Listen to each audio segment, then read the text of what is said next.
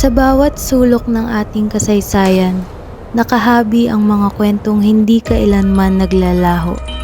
Ang panitikang Pilipino ay higit pa sa mga nakasulat na salita. Ito ang tinig ng ating mga ninuno, ang bantayog ng ating kultura at ang diwa ng ating bayan.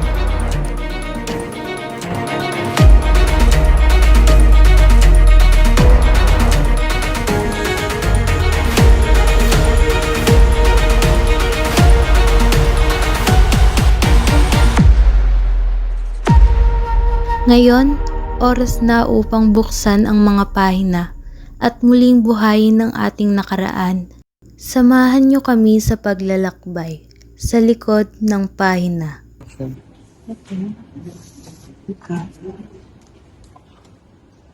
Okay, Joshua. Oo, yun na yun. Ginagit ka na dito.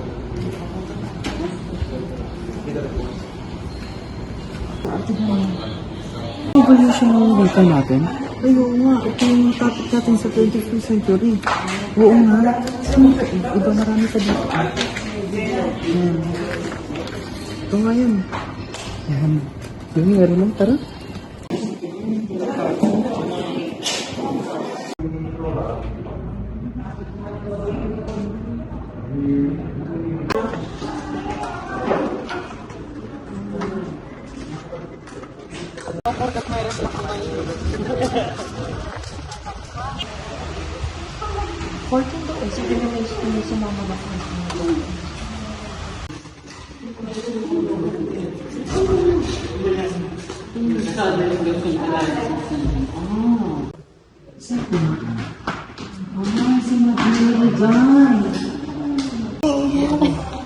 Bayis. Binayis. Yung magmugay mo.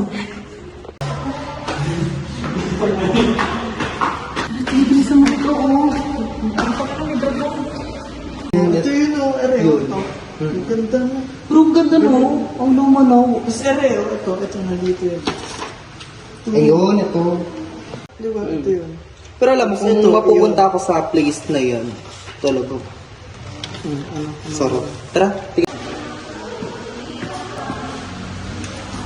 Ay, ito yun. Aswa, Ano yun? paano kayo pag napunta doon sa iyo? Siguro, masaya kayo? Ito na tayo?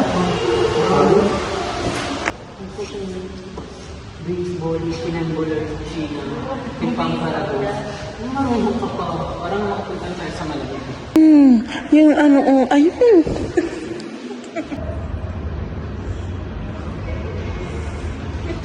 Ito, sabi ko sa inyo, nandito yan eh.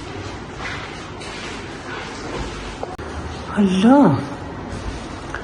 Siya, ah?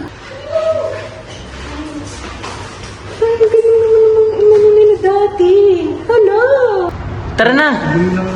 Tara na!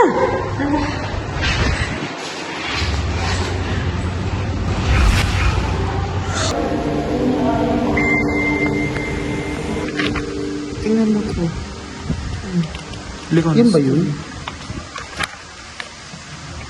Ala, ito yun. Parang nagliliwanag yung libro. Wala yan, guri-guri mo lang yan. Nagbabasa tayo, libro yan, tsaka paano iilaw yan. Siguro nga no.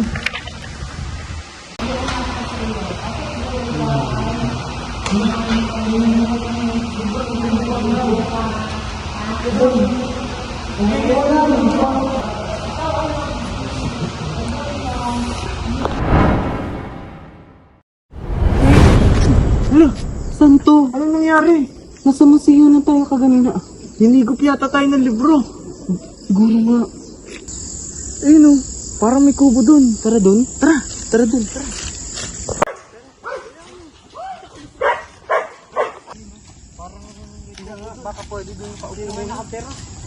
Ayun na yung kubo. Hala, may tao. Parang kilala ko to kung sino. Sino yan? Si Lam-Ang. Siya ba yan? Oo, parang siya yan. Yan yung epico.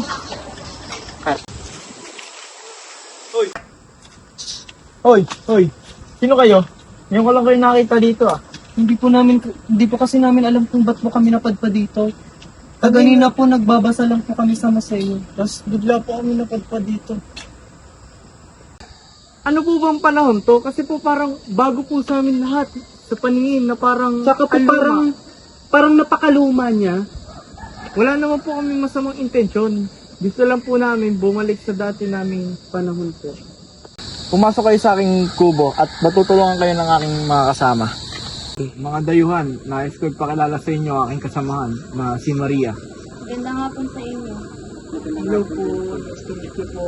Bakit ganyan ang iyong kasuotan?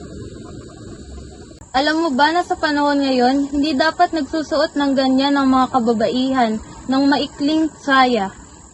Paano po ba kami makakabalik sa aming panahon? Kasi sabi po kasi ni Lam ang kanina kayo po ang makakatulong sa amin. Upang kayo ay makabalik, dapat yung munang kilalanin ang mga manunulat sa panahon na ito. Paano po namin sila makikilala? Huwag niyo muna yun isipin, Ineng. Dito muna kayo matulog sa aming tirahan. Mahal? Mahal? Mahal? Sino mga ihudi putang to? Uminahon ka, sila ay ating mga bisita. Ano mga bisita? Sila ay may mga problema na tayo lang ang makakapagbigay ng solusyon. Ni hindi mo man lang ako inabisuhan. Anong problema? Naulit na naman ba? Nangyari na naman ba? Alam nyo mga tutoy, ineng, marami ng katulad nyong tauhan ang nakatagpo namin dito. Halika dito, ineng. May idadagdag ako sa iyong kasasuotan. Mga dayuhan, lumalarim na rin ang gabi. Dito na rin kayo magpahinga. Maria, Claros, maaari bang tumayo muna kayo at ayusin natin ang kanilang pagpapahingahan? Ay, hindi na po. Okay na po. Dito na po kami matutulog. Dito. Sige, Iho, magpahinga na kayo. Sige po. Maraming salamat po.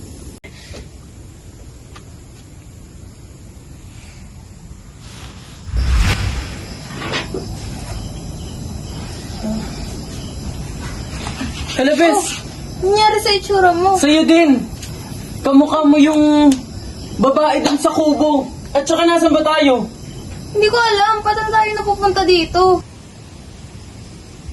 Nasa ibang panahon na naman ata tayo. Ano kayang panahon to?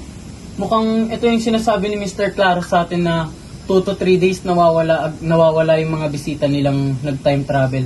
Pero, natulog lang naman tayo Isang araw pa lang tayo nandun. Paano yun? Sa panahon na to, hindi ko alam kung ano pero... basta bahala na, maglakad na lang tayo. Tara. Tagal na nating naglalakad, wala pa rin tayong makitang bahayan Oo nga, nakakapagod. Pero tingnan mo yun may tao. Bayan? Ginoo. Ano ay paglilingkod ko sa inyo, Iho at Iha? Ako ho si Joshua at siya ho si Jay. Hinahanap po namin ang daan patungo sa pinakamalapit na bayan dito. Pwede niyo po ba kaming tulungan? Ako nga pala si Pepe. Ikinalulugod kong makilala kayo.